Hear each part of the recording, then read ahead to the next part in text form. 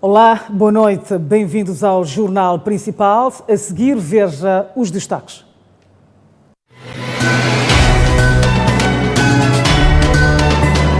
Ministro do Interior, Amado Mequidade, admite que agentes do Serviço Nacional de Investigação Criminal estejam envolvidos nos raptos no país e defende purificação das fileiras. Corrupção na província de Tete lesa o Estado em mais de 20 milhões de meticais por ano. Mais de 1000 crianças foram vítimas de abusos sexuais nos primeiros 9 meses do ano em curso em todo o país. Vamos atualizar as notícias. O Ministro do Interior, Amado Mequidade, admite que há agentes do Serviço Nacional de Investigação Criminal, o SERNIC, que estejam envolvidos nos raptos no país e defende a purificação das fileiras. Amado Mequidade desafiou esta quarta-feira em Maputo o Serviço Nacional de Investigação Criminal a ser mais célere no esclarecimento dos raptos. Só de janeiro a esta parte, o país registrou 12 casos de raptos, sendo 3 apenas no passado mês de novembro. O crime de rapto é um crime que apoquenta toda a sociedade e, entre outras atividades criminosas, o rapto é daquelas que vem merecendo a atenção do Serviço de Investigação Criminal, considerando que tudo aquilo que são crimes previstos e punidos pela lei penal devem ser objeto de esclarecimento por parte do SERNIC, para que depois ele possa ser encaminhado para as instâncias do sistema da administração da justiça e o responsabilizar todos aqueles que estejam envolvidos neste tipo de crime. Face à situação, o titular da pasta do Interior reitera a purificação das fileiras, de modo a credibilizar a ação da instituição face à sofisticação deste crime. A purificação das nossas fileiras no SERNIC tem que ser permanente, tem que ser rigorosa e, sobretudo, combater todos aqueles que abrem esta fragilidade do nosso sistema de combate ao crime. Todos aqueles indivíduos que, eventualmente, estejam ligados à atividade criminosa não vão ser poupados. Não vão ser poupados porque vão ser submetidos a um processo de investigação e submetidos depois às instâncias da administração da justiça para a sua responsabilização. Obrigado. Refira-se que o rapto já levou ao encerramento de vários empreendimentos externos e ao despedimento de milhares de trabalhadores, caso da Fundação Rezuan Adatian, que atirou 2.500 trabalhadores ao desemprego. A secretária de Estado da província de Maputo diz que o Serviço Nacional de Investigação Criminal é frágil, na medida em que não tem prestado esclarecimento sobre o crime organizado e muito menos tem identificado e responsabilizado os mandantes. A Secretaria de Estado da província de Maputo diz que a falta de flexibilidade no esclarecimento do crime organizado constitui grande desafio para o governo provincial e o SERNIC local. Os desafios que ainda enfrentamos como província no concernente ao crime organizado, ao roubo de gado, com dimensões transfronteiriças, os raptos, o que nos insta ao reforço de medidas de prevenção, seguimento e esclarecimento. É nesta senda que Diogo reafirma que o esclarecimento de apenas 3.800 casos dos 13.600 registrados até o terceiro trimestre deste ano testemunha a fraca capacidade institucional do SERNIC.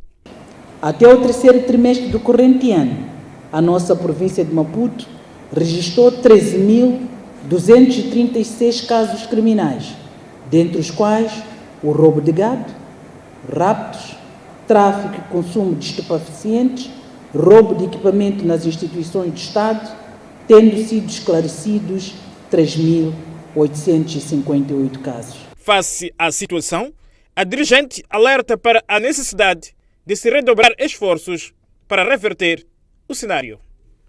Como se pode depreender, o número de casos por esclarecer continua acima dos casos esclarecidos, o que nos desafia a redobrar esforços como província com vista a reverter o atual cenário.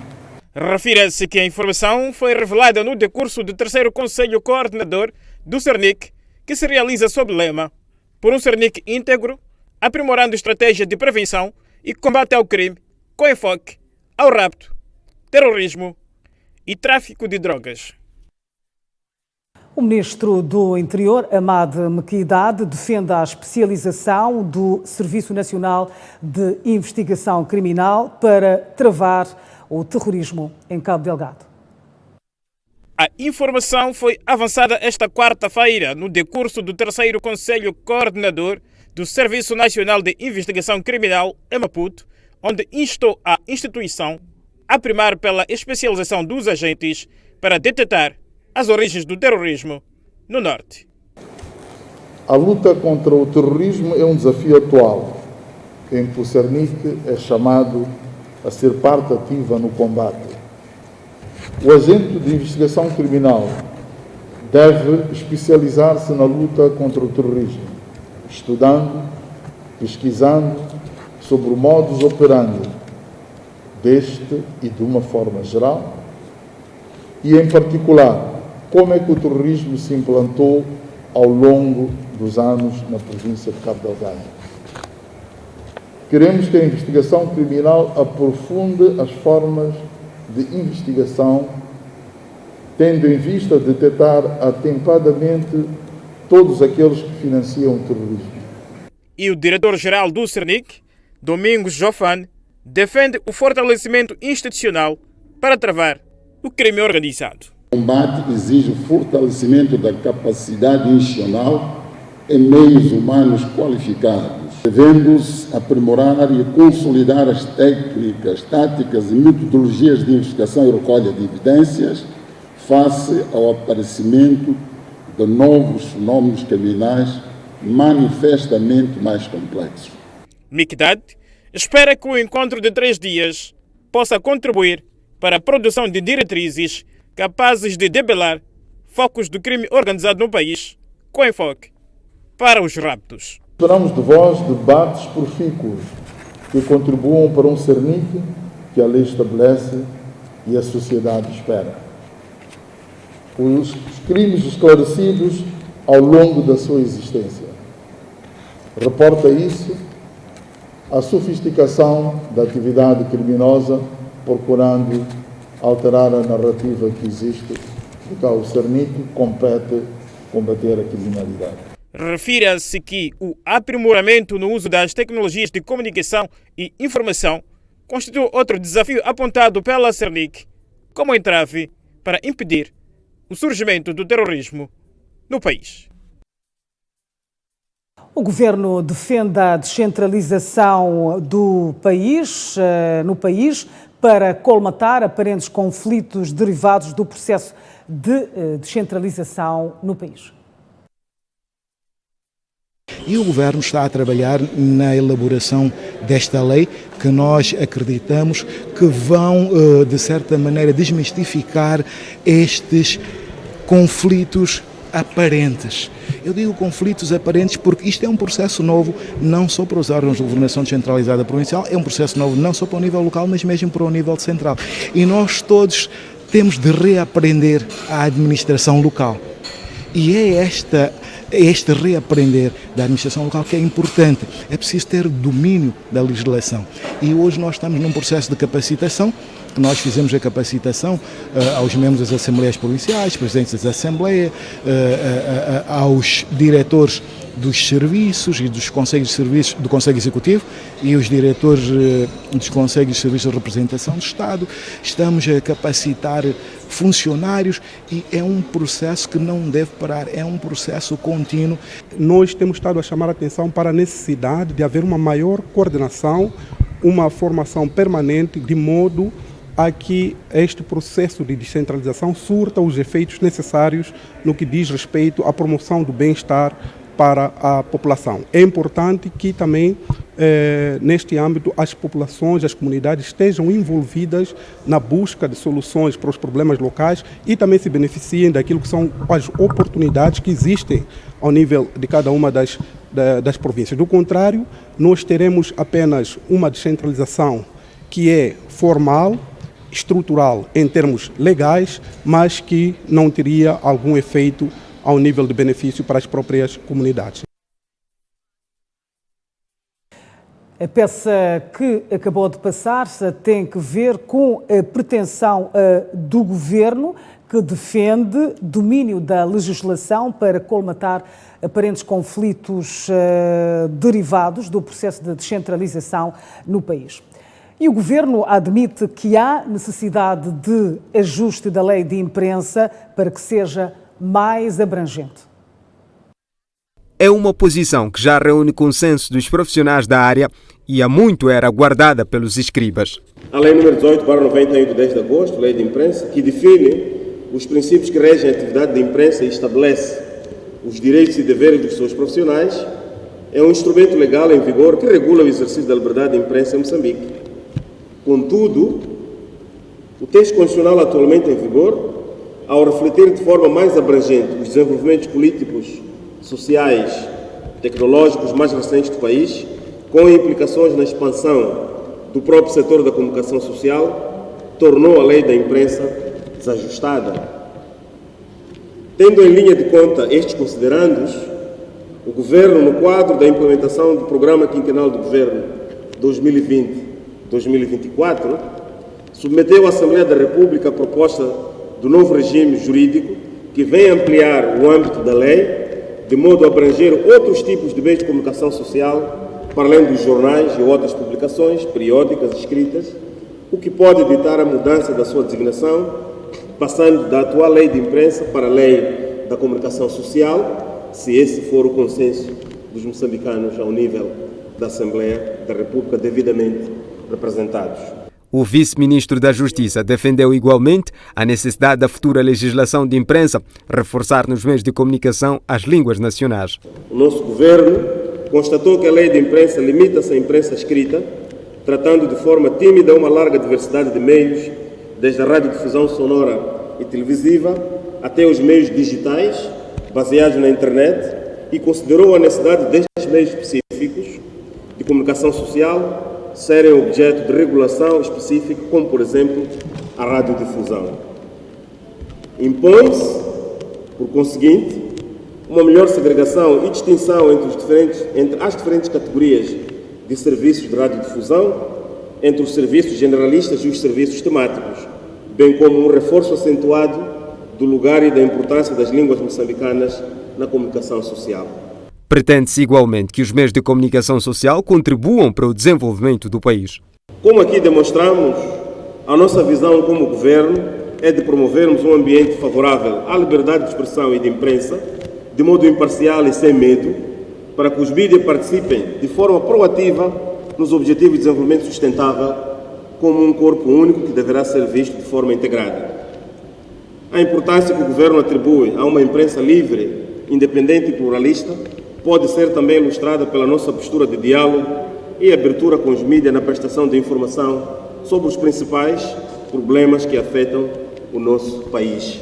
O vice-ministro da Justiça falava esta quarta-feira durante um evento de discussão sobre a liberdade de imprensa promovido pelo MISA Moçambique, subordinado ao tema jornalismo imparcial e sem medo.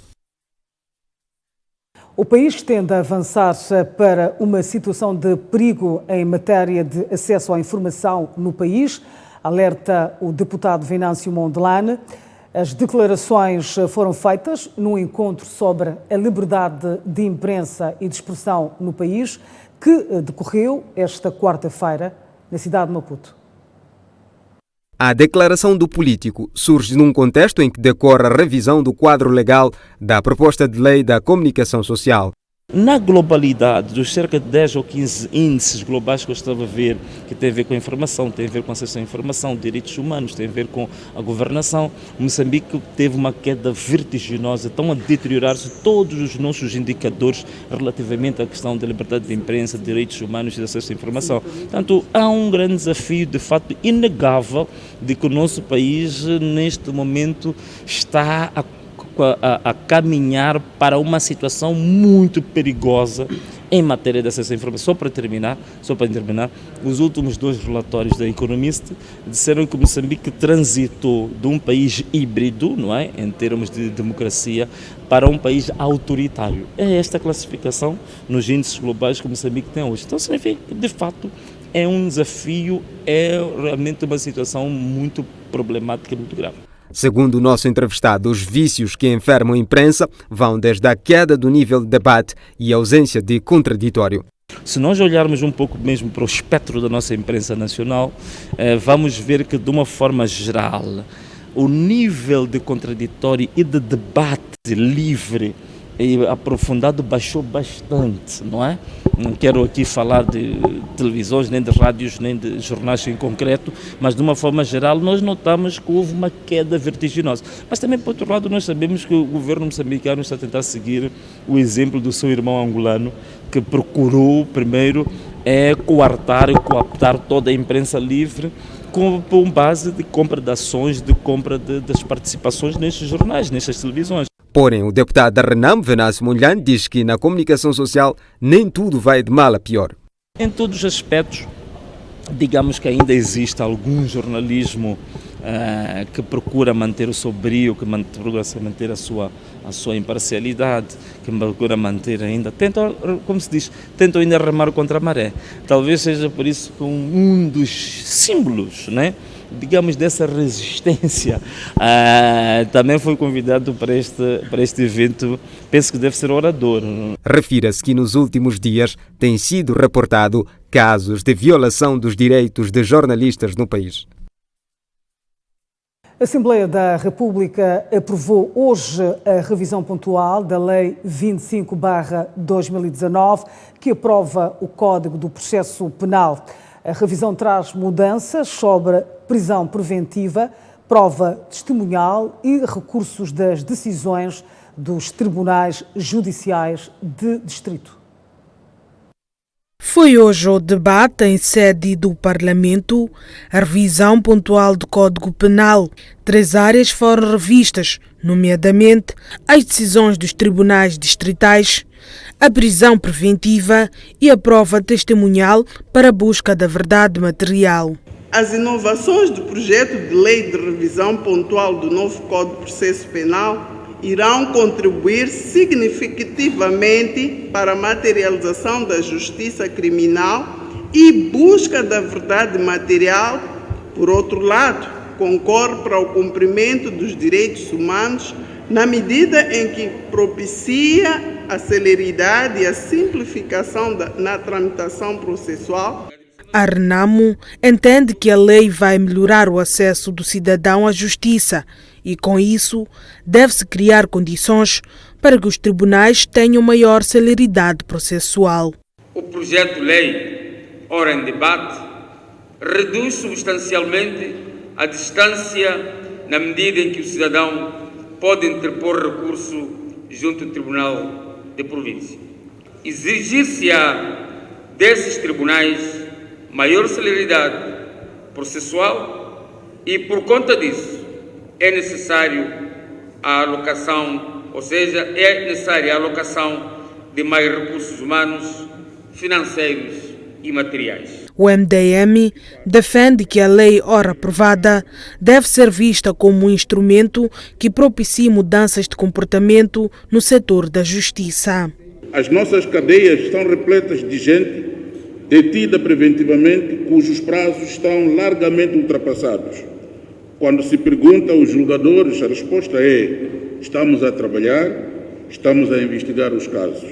O MDM entende que este projeto de lei, mais do que ser visto como simples instrumento de regulamentação, deve ser olhado pelos julgadores como um instrumento que propicie a mudança dos comportamentos dos nossos funcionários. A lei aprovada na generalidade e por consenso será debatida e aprovada na especialidade esta quinta-feira e a sua implementação será após a publicação do instrumento no Boletim da República. E a Assembleia da República aprova a lei que vai instruir regras de intervenção do Banco de Moçambique nas instituições de crédito e sociedades financeiras no país. Trata-se de um projeto de lei que tem como objetivo rever alguns aspectos do regime jurídico referente ao licenciamento e supervisão das instituições de crédito e sociedades financeiras, de forma a reforçá-los, a assegurar a sua correta operacionalização.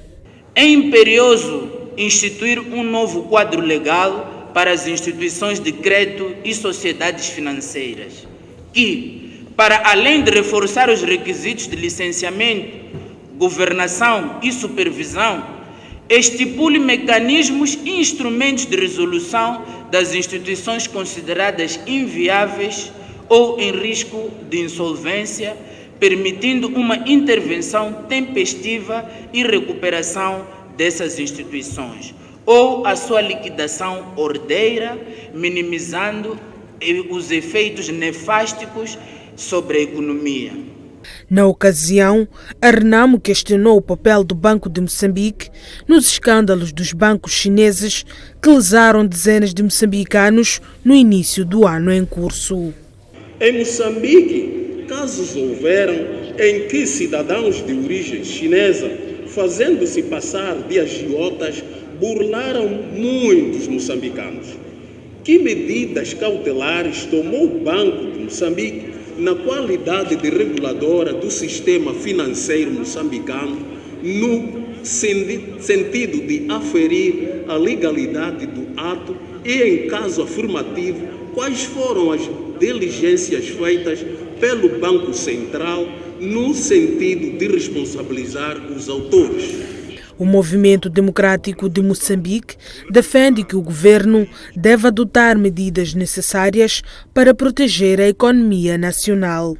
A proposta de lei das instituições de crédito e sociedades financeiras apraz-me dizer que Moçambique, não sendo uma ilha no concerto das nações, sobretudo a nível regional, deve sim adotar medidas necessárias de modo a garantir o fortalecimento do sistema financeiro e proteger a economia nacional para que não seja usada para patrocinar o terrorismo, daí que julgamos ser de vital importância a revisão da presente lei. Dados do Banco de Moçambique indicam que em 2019 operavam no país 18 bancos e cerca de 578 agências bancárias. Estamos de volta para mais notícias aqui no Jornal Principal. A corrupção na província de Tete lesa o Estado em mais de 20 milhões de meticais por ano. Esta posição é da secretária de Estado em Tete, que falava esta quarta-feira no âmbito do Dia Internacional contra a Corrupção. Elisa Zacarias desafiou aos funcionários públicos e agentes do Estado a pautar pela conduta íntegra por forma a distanciar-se da corrupção nesta parcela do país. Desafiamos a todos os dirigentes, funcionários públicos, agentes do Estado na nossa província de Tete e a sociedade no geral a pautarem por conduta íntegra e que se distancie da corrupção como forma de melhor desenvolver a nossa querida província.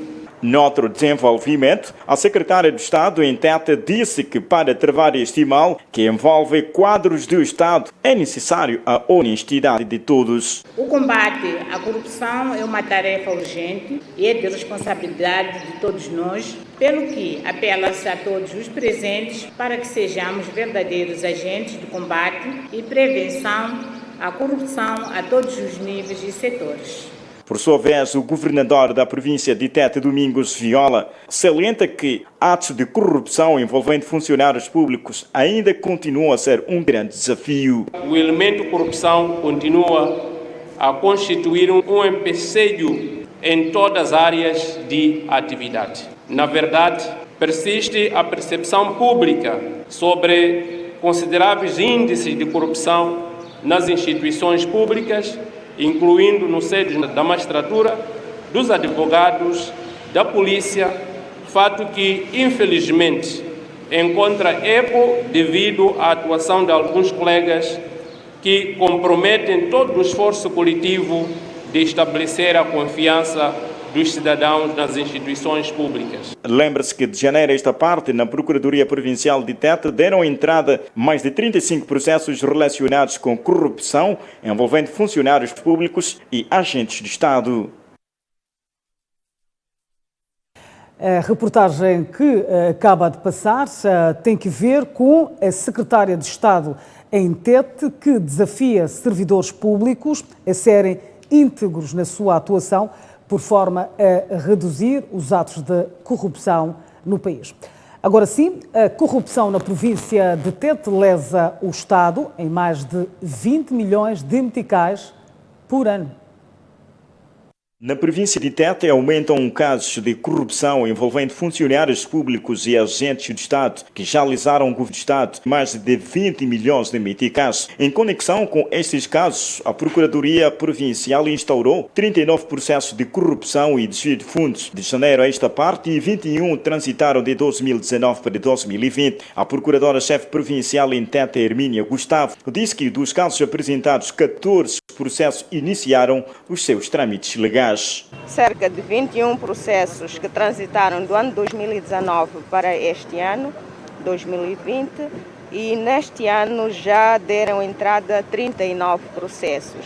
Portanto, como devem perceber, trata-se de corrupção e a corrupção envolve funcionários e servidores públicos. No que tange a informação que domina as redes sociais relativamente à corrupção, que envolvem funcionários da autoridade tributária e uma das operadoras mineiras instalada na província de Tete, a Procuradora-Chefe Provincial respondeu o seguinte: nós tomamos conhecimento a partir de informações veiculadas em redes sociais, como é da competência do Ministério Público, o exercício da ação penal, imediatamente e oficiosamente nós, a Procuradoria Provincial da República em Tete, estamos a trabalhar, portanto, em duas vertentes, na vertente fiscal, de crime fiscal e na vertente de corrupção ou crimes conexos. Contudo, Hermínia apela aos funcionários públicos que sejam comprometidos nas suas funções, acima de tudo, a honestidade, por forma a combater a corrupção. Sejamos servidores comprometidos com o desenvolvimento da sociedade, sejamos funcionários públicos comprometidos com a lisura, com a decência, com a honestidade, porque só assim podemos ter uma sociedade justa e livre de corrupção. Importa realçar que o Dia Internacional contra a Corrupção celebra-se sob o lema Unidos contra a Corrupção, recuperando com integridade. Mais de 1.000 crianças foram vítimas de abusos sexuais nos primeiros 9 meses do ano em curso em todo o país. A informação foi avançada esta terça-feira, a nossa reportagem pela Diretora Nacional da Criança, à margem do 5º Conselho Coordenador do Ministério de Gênero, Criança e Ação Social, que decorre na província de Gaza. Temos alguns dados. De janeiro a setembro deste ano, o último relatório harmonizado, através dos gabinetes de atendimento à família menores, tivemos um registro de 1.430 crianças. Na ocasião, Angélica Magaia alertou o reforço da vigilância com vista a garantir proteção deste mal às crianças. Que as famílias sejam vigilantes e que a família seja um ambiente protetor das crianças, sobretudo as crianças do sexo feminino. Ultimamente temos assistido situações de violações sexuais de meninas dentro do círculo familiar. Então, o nosso maior apelo neste momento é que as famílias de facto se tornem um ambiente protetor das crianças, que as famílias ou os cuidadores tenham a capacidade de ler os sinais de violência que as crianças apresentam. Porque a maior parte dos violadores, temos situações em que a maior parte dos violadores ameaçam as meninas para qualquer situação de denúncia. O Conselho Coordenador do Ministério de Gênero, Criança e Ação Social é dirigido pela ministra do Pelouro, Nheleto Monjane, sob o lema "Em tempos da pandemia, reforcemos o bem-estar social". O mesmo terá duração de 3 dias. E o jornal termina mais cedo hoje, porque a seguir poderá acompanhar em direto, aqui na TV Sucesso, o Mozambique Fashion Week. Acompanha a moda moçambicana. Boa noite, até amanhã à mesma hora.